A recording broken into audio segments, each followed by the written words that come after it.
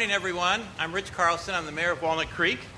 And on behalf of the City Council, I want to welcome you to this special Memorial Day observance. We'll begin with a presentation of colors by the Pleasant Hill Army Recruiting Team and the playing of the National Anthem by our own Walnut Creek Concert Band, after which Mayor Pro Tem Justin Waddell will lead us in the Pledge of Allegiance. If we could please rise for the presentation of colors.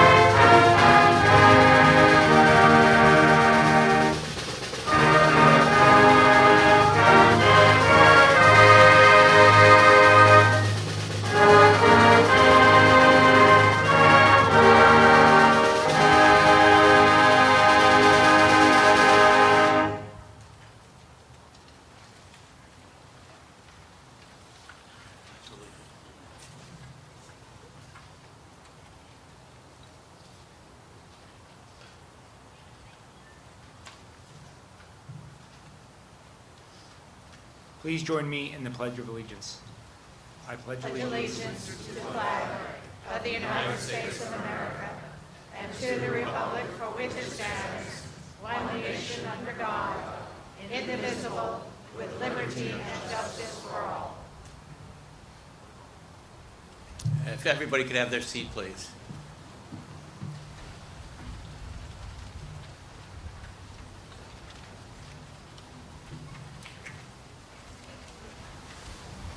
Please let me introduce my colleagues on the dais. Mayor Pro Tem Justin Waddell is on my left. And on my right, Council Members Luella Haskew, Cindy Silva, Kevin Wilk are here. We're also pleased to have Assembly Member Catherine Baker, Supervisors Karen Mitchoff, Candace Anderson, who are with us today. In the front, we also have Congressman Mark DeSaulniers' representative, Jessica Anguillo, Senator Steve Glazier's representative, Elizabeth Patton, are also here to help us observe this day. We're pleased that Reverend Dwayne Michael, formerly of John Muir Medical Center, has joined us for the 14th year and will deliver the invocation, after which I'll provide a few short introductory remarks.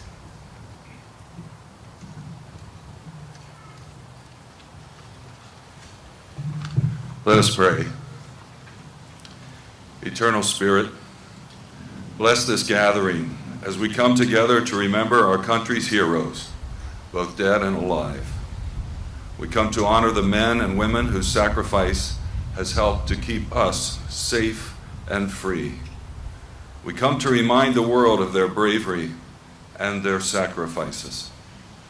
As we experience the words and the music shared here today, may we continue to be filled with patriotism and thankfulness as we think about our country's treasures lying in graves beneath our nation's soil and the soil of lands far away.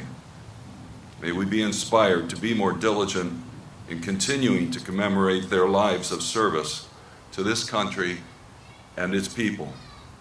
We lift up the families and friends of those who gave their lives for their country. May they be blessed with peace and comfort as they recall their loved ones. And as we observe this day, we want to honor all the men and women who presently serve in our armed forces. May they know the depth and appreciation and respect that is theirs. Amen.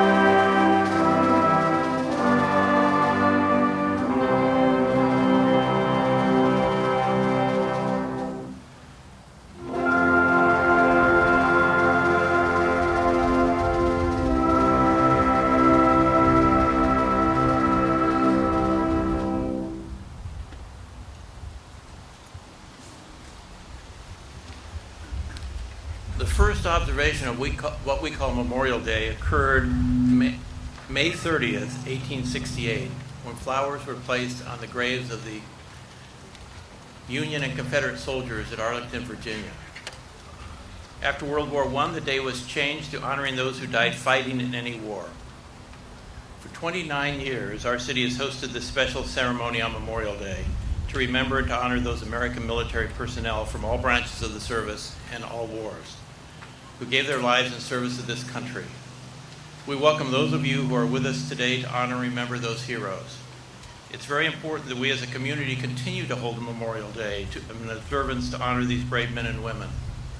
We can never take for granted the sacrifices made by these special Americans.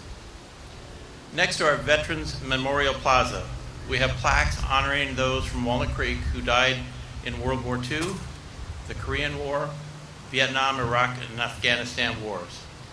Please take time to visit those plaques at the end of today's observance. Before I introduce the guest speaker, I have just a couple minutes to make an announcement, to give my own thoughts. First, I'd like to have everybody who has served in the military and is serving in the military to stand for just a moment, be recognized.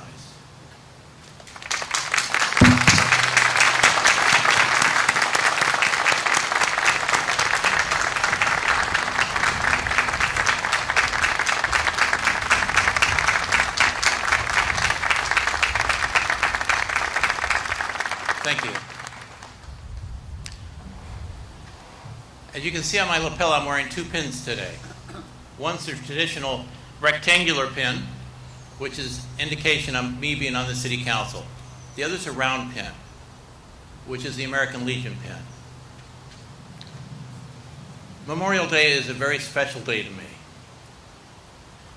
A year ago when Bob Simmons and I were talking, Bob said that I would need to be here for Memorial Day. I told him I wasn't sure I could do that.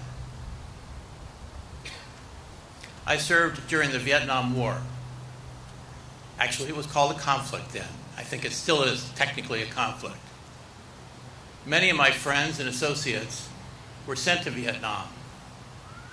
Many didn't return. So it's a very special day for me.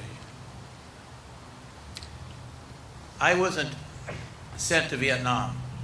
I was in the class of artillery OCS at Fort Lawton, and we had orders cut for Vietnam, but the president announced no more troops would go over right before we graduated and were being deployed to Vietnam. So I ended up in Germany. But I talked to the senior officers at OCS, the artillery OCS, and I asked what happened to the young men who went over there.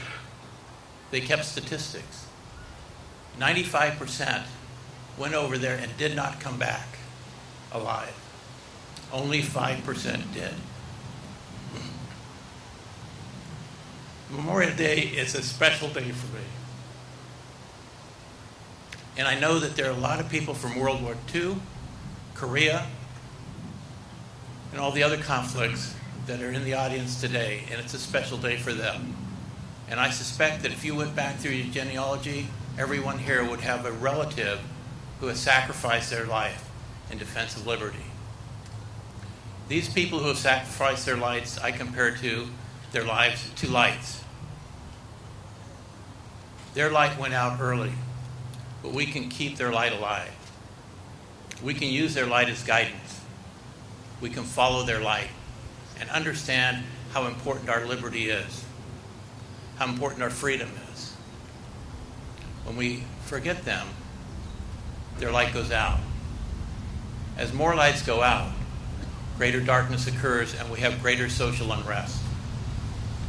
Let us always remember the lights of those who went before us and the services they performed and what they did that we sometimes don't appreciate, and society definitely now is confused and doesn't necessarily appreciate. Let us always remember them, those men and women who are in fact American heroes. Thank you.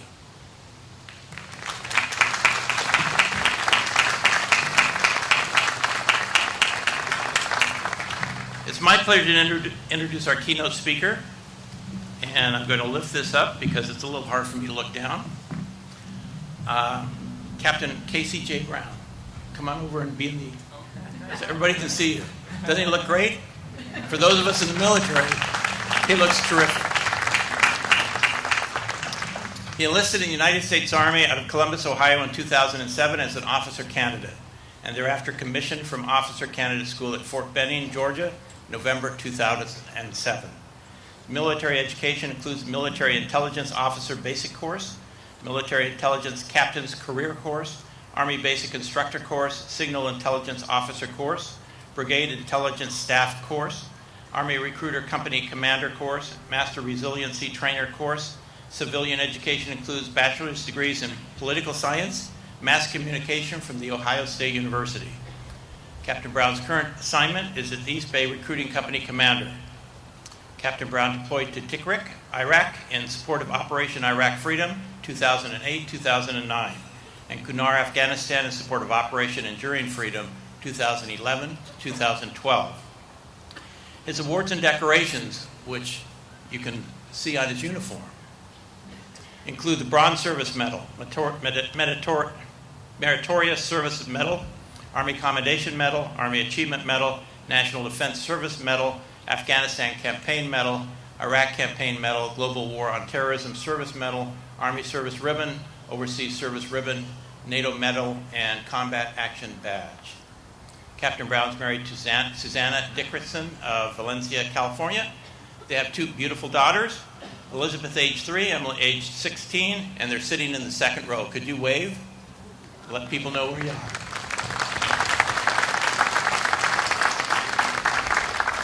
One thing we often forget is the sacrifices that families make for servicemen. And so without any further ado, I'd like to introduce Captain Casey Brown. Thank you, sir.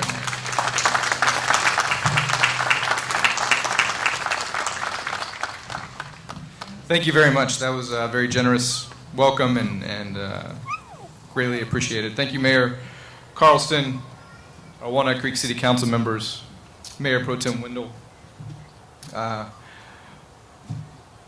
Assembly members Catherine Baker, and Supervisors Karen Mitchoff and Supervisors Candace Anderson.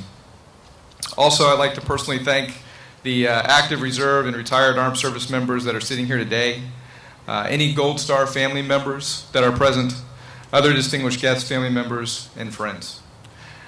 I'm humbled to be standing here today on this Memorial Day. As the mayor referenced, Memorial Day was established in 1868 to honor Civil War soldiers, and Memorial Day is a day of remembrance for all those who have sacrificed and died in the service of this nation. And as we gather today and remember and honor the fallen service members from our communities and families, I am deeply touched to be able to share my story with you today. My family and I are recent arrivals to the city of Walnut Creek. We moved here from Fort Huachuca, Arizona, in last summer. And the support and kindness and generosity and goodwill that my wife and I have received from this community has been wonderful. When Susie Martinez, the city clerk, invited me to speak, I knew it was an opportunity I could not turn down. As a company commander here and leading over 50 soldiers across the East Bay area, we hear words, "Thank you for your service," multiple times each week. People want to shake our hands, they want to hear our story. And in fact, the Army, when you're out here, they say you're Army ambassadors to the community. And that's what we try to be. We try to give back. We want to be that example to the community when we're in schools and campuses across the area. We really want to be value added to the community, and to get that back from you all is incredible. At least once a month I hear a story from one of my soldiers about how an anonymous stranger has paid for their lunch bill when they were out having lunch. And so it's that quiet support that we feel every day. Additionally, the veteran community, whether at a VFW, and United States Army Associating Meeting, the American Legion, the list goes on. The veteran community in this area, in Walnut Creek, but then across the Bay Area, is awesome. I had no idea that when I was coming here that I was walking into a full functioning support system. As you can imagine with our recruiters out here, you're typically used to being on a base, and you have all these different organizations and systems, and we don't have that here. We're separated from that. But I think we have found it in our veterans community out here, so thank you very much for your support. It means so much to our soldiers.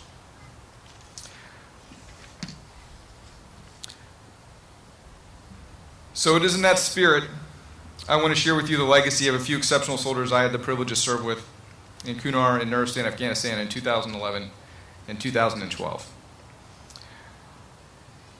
I deployed to Afghanistan on 7 April 2011 with 235 Infantry Battalion, 3rd Brigade, 25th Infantry Division. We were known as Task Force Cacti, and we were just under 1,000 soldiers strong. To give you some perspective, Kunar, Afghanistan,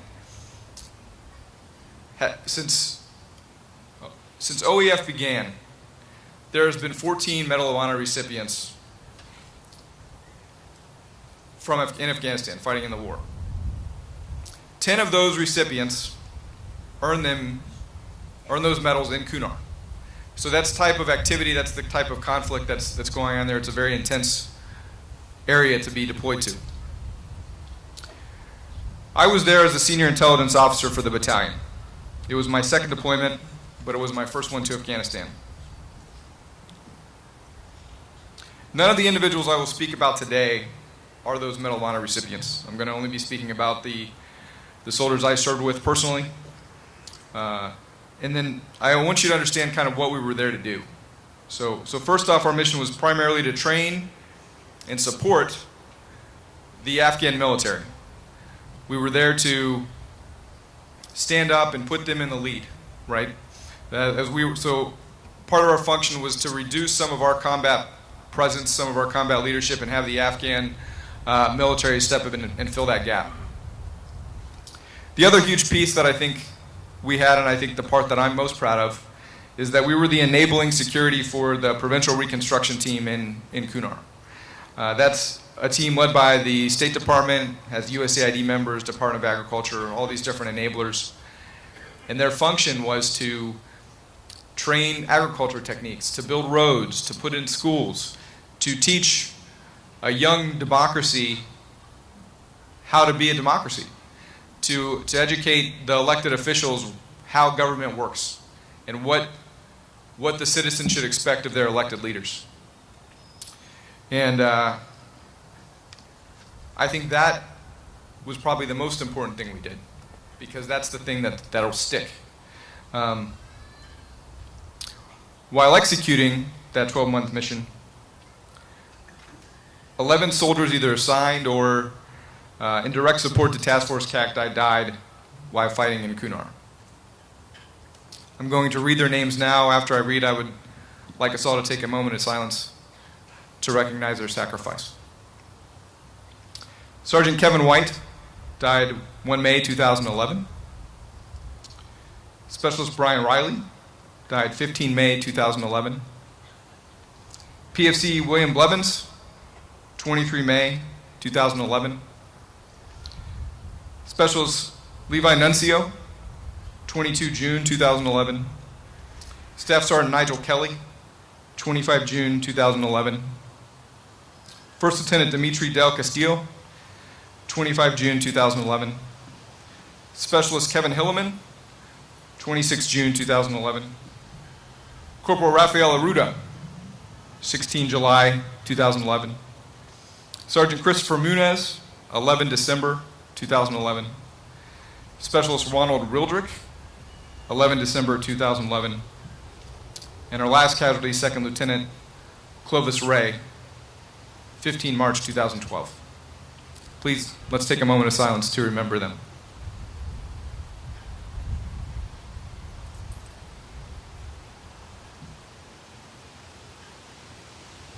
Thank you. I cannot go into the specifics for all 11 soldiers and names I've read, but there are a couple lessons and specific examples I do want to talk about today. The first, Corporal Kevin White, died on the evening of the first day my battalion was in charge of the area. So we get there in April, we have about 30 days to train up, and then the outgoing unit, which was the 101st Airborne, they leave and we're in charge. So it's our first day, 100% in charge. We don't have our outgoing partners there. And on that evening, as typical evenings, I gave a 10-minute intelligence assessment to the battalion commander and the company commanders. And there was also additional operational updates in that hour-long brief. During that briefing, I briefed about an IED threat on the route. It was unspecific. It was on general IED as an improvised explosional device, and I would get reporting on different threats in the community or in the area. And my job as the intelligence officer was to convey that threat so my commanders could make informed decisions. So, Corporal Kevin White at the time was scheduled to go on a resupply. And when he was on that resupply mission, an IED detonated under his vehicle, killing him instantly and injuring the other 4 service members in his vehicle. Corporal White was 22 years old. He was recently married and a new father. He was promoted posthumously to sergeant and received the Bronze Star and Purple Heart. Now, I never met Sergeant White personally. Out of an organization the size of 1,000, there are many soldiers I served with that I did not know personally. But I'll never forget Sergeant White. Not only because he was the first death our unit suffered, but because of what he taught me. Now, at the end of that briefing I gave, one of the company commanders came on the net and said, "Sir, we missed this critical resupply. I have to send out a patrol." And there was only so many routes you could do and go in Kunar. Kunar is a very mountainous area. There's 2 major rivers, the Petch River Valley and the Kunar River Valley. And I knew the route that Sergeant White was going to be going on. I had just briefed about an hour ago that there was an IED threat on that route. But I didn't speak up. I didn't even think to. I had already given my briefing. It was a resupply. And to this day, I wonder if the circumstances would have changed had I readdressed the threat and said, "Sir, don't forget the route is still black. It's not clear." But I didn't say that. And about 15 minutes after that meeting ended, we were getting calls for a 9-line medevac, and Sergeant White had already passed away. So I have to carry that. I carry that with me, knowing that I bear some responsibility. I can tell you that Sergeant White, in a visceral way, brought to me the importance of what we do as service members, that this is a life and death business. In my previous assignments as an instructor for intelligence and then as an AIT training commander, I made sure my new soldiers understood what they were walking into. I rededicated myself that year to making sure that the assessments I gave were honest and clear and accurate, and I promised myself I would never not speak up if I thought the information I had could make a difference.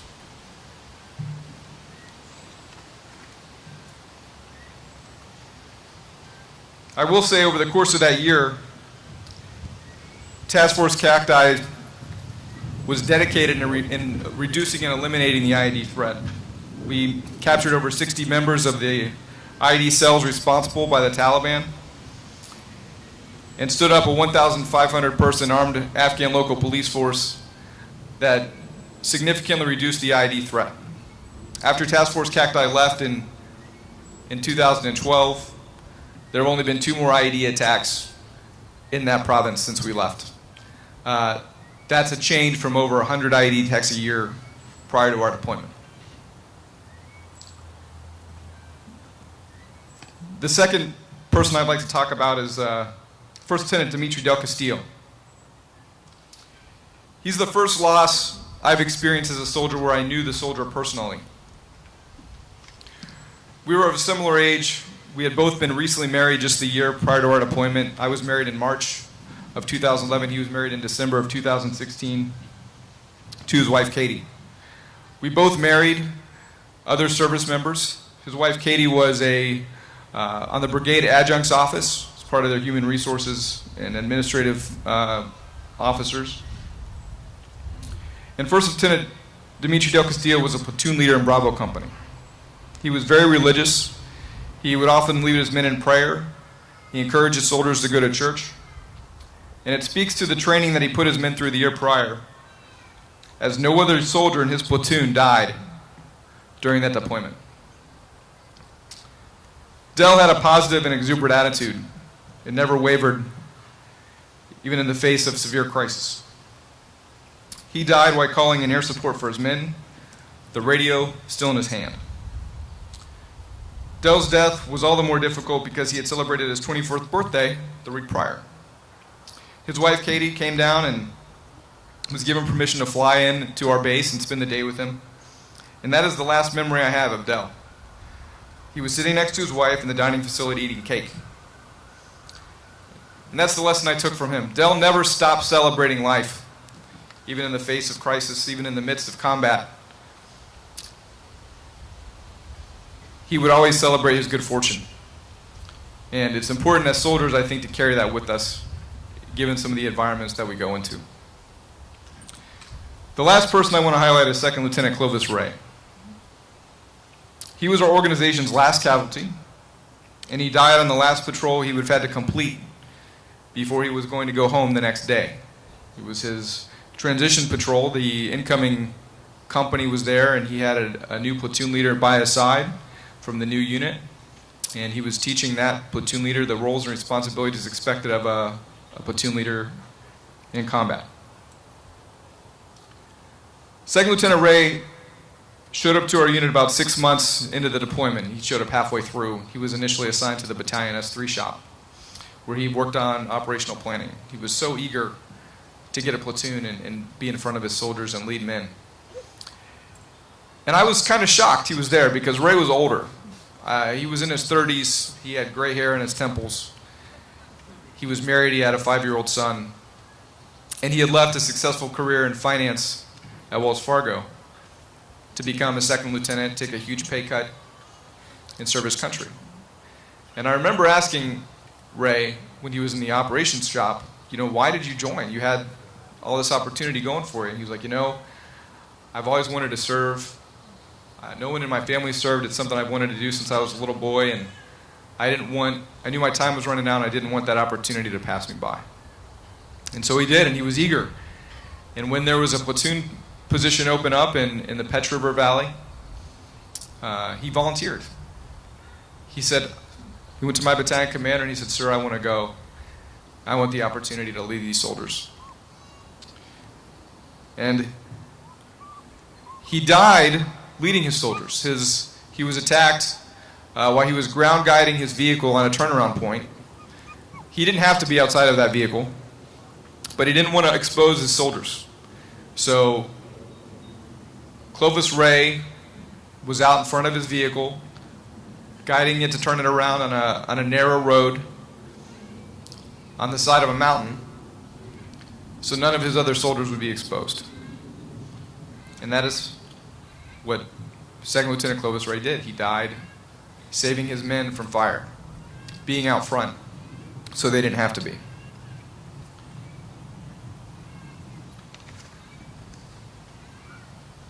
The holes these men left in our organizations are incredible. It's not just the missed opportunities we no longer have from their participation or the input they have in their communities or the lessons they would have been able to teach their children. Those holes can never be filled. But it's also the loss of unlimited potential, and that potential transformed into a finite contribution. As a father of 2 young children, I cannot fathom the hurt of those families. Memorial Day is special because it gives us an opportunity to change that ending, to remember, appreciate, and be grateful for the sacrifices of men like Sergeant White, First Lieutenant Del Castillo, and Second Lieutenant Clovis Ray. But a memory is not enough. They leave behind a legacy of service and something more tangible as well. Since 2001, the number of Afghan children educated per year has increased from just over 1 million, only 10% of which were female, to 8.4 million, 39% of which are female. Additionally, during the year we deployed in Kunar, multiple schools were built in the province. We established 10 district government headquarters. We granted multiple micro-grant block grants to young businesses. And we distributed and ensured the distribution of thousands of vaccines into the local community. We established roads, built cell phone towers, and trained 1,500 local police. Those things we leave behind us. The presence in Afghanistan right now is very small, but I'm confident that those contributions we made will have generational change in that country. The service these men gave to their country is incredible. But I ask you all here today to not let their memory end, but continue as a legacy. Service does not start with the uniform. The circumstances we fought to improve in Afghanistan, access to education, access to health care, the right to have a voice in your government, they are the same issues we fight to protect in this country right now. I ask that those present today, that if you see something in your community that is wrong, that is not right, that something in your voice, in your head says, somebody should do something about that, be that someone. Act. Scripture tells us the story of Isaiah, who responded to the Lord's question of, "Whom shall I send? Who will go for us?" And Isaiah said, "Here I am. Send me." President Obama famously said that we are the change we've been looking for. And I would not be standing here before you today if I didn't wholeheartedly believe that. So today, as we gather to remember the sacrifice and legacy of those that gave everything for their country, let us agree not to let that service, that legacy, that devotion end with them, but instead that we carry forward a commitment to serve our community and each other. Thank you very much, Mayor Carlson, the City of Walnut Creek. It has been an honor to speak with you all today. God bless you. Thank you very much.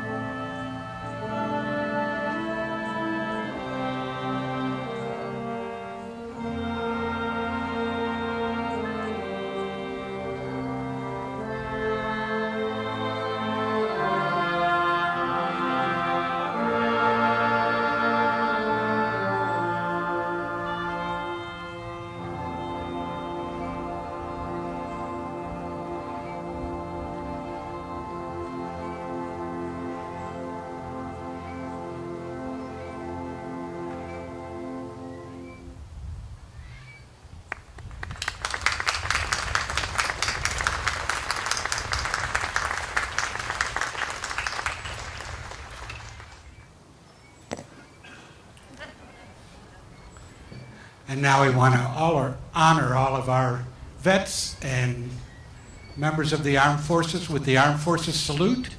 So when you hear the anthem of your service, please stand and be recognized.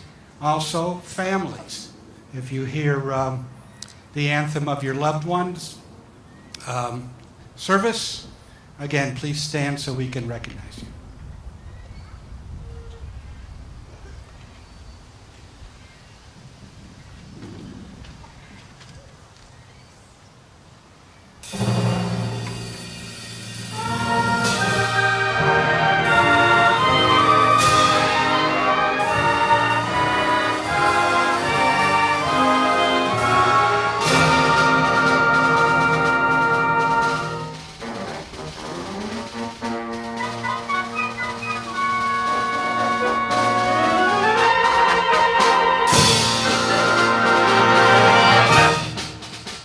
The Army.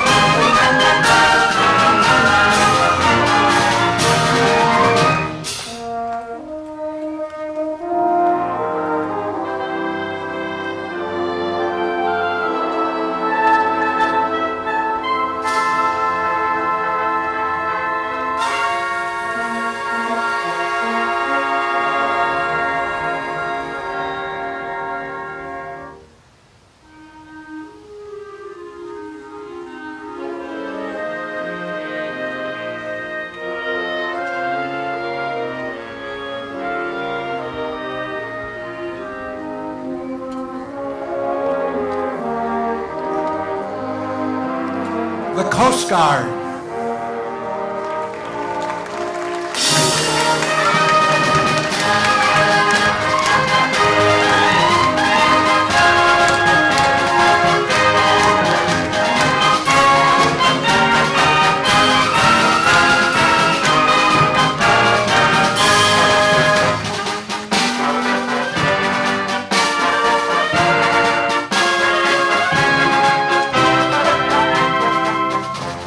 The Marines.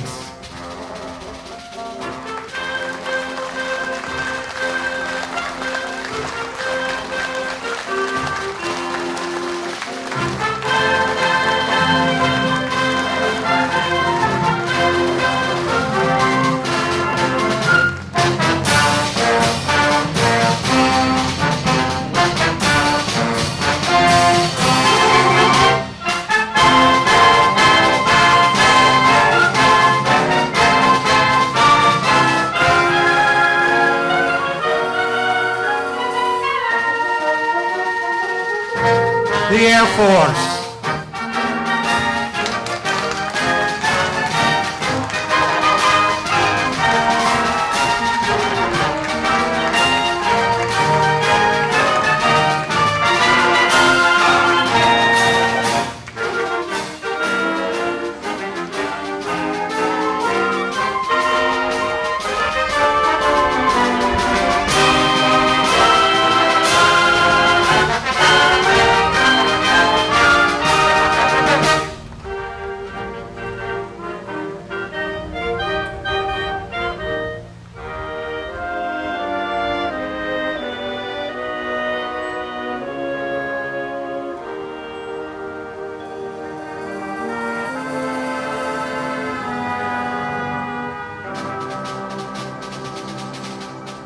The Navy.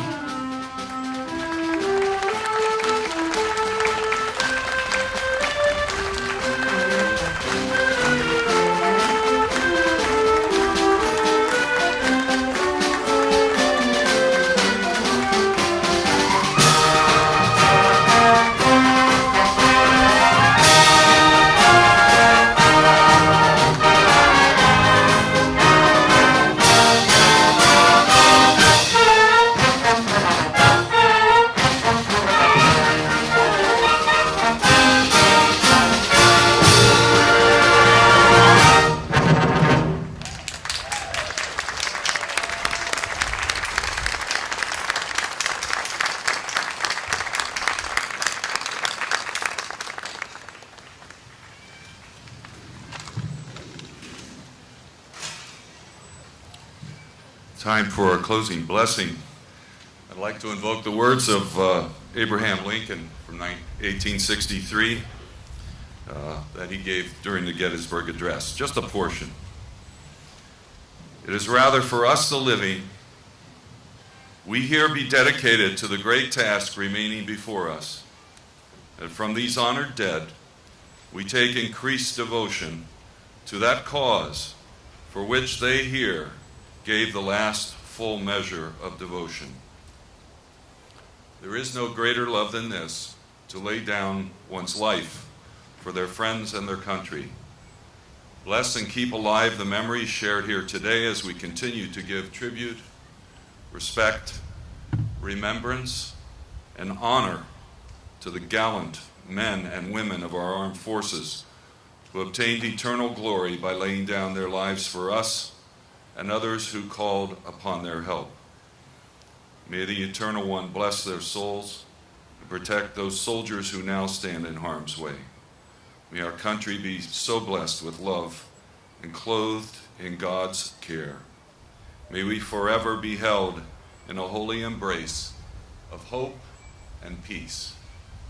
Amen.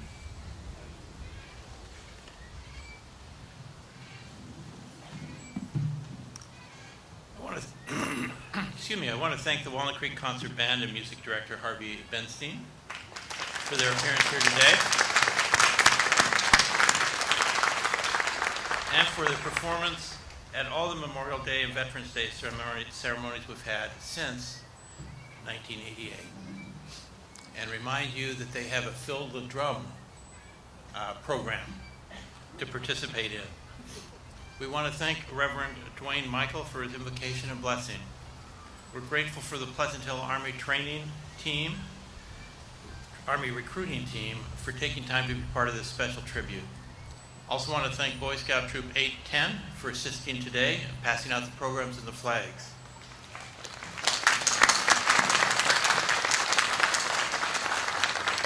Finally, I wish to thank our city staff and single out Susie Martinez, our city clerk, for the work that she's done and the work that all that they have done to support their community, this community, in this ceremony.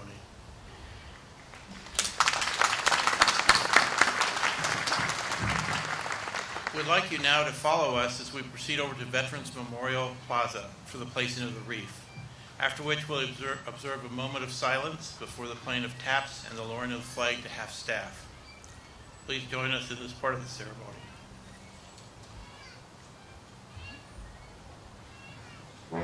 Thank you.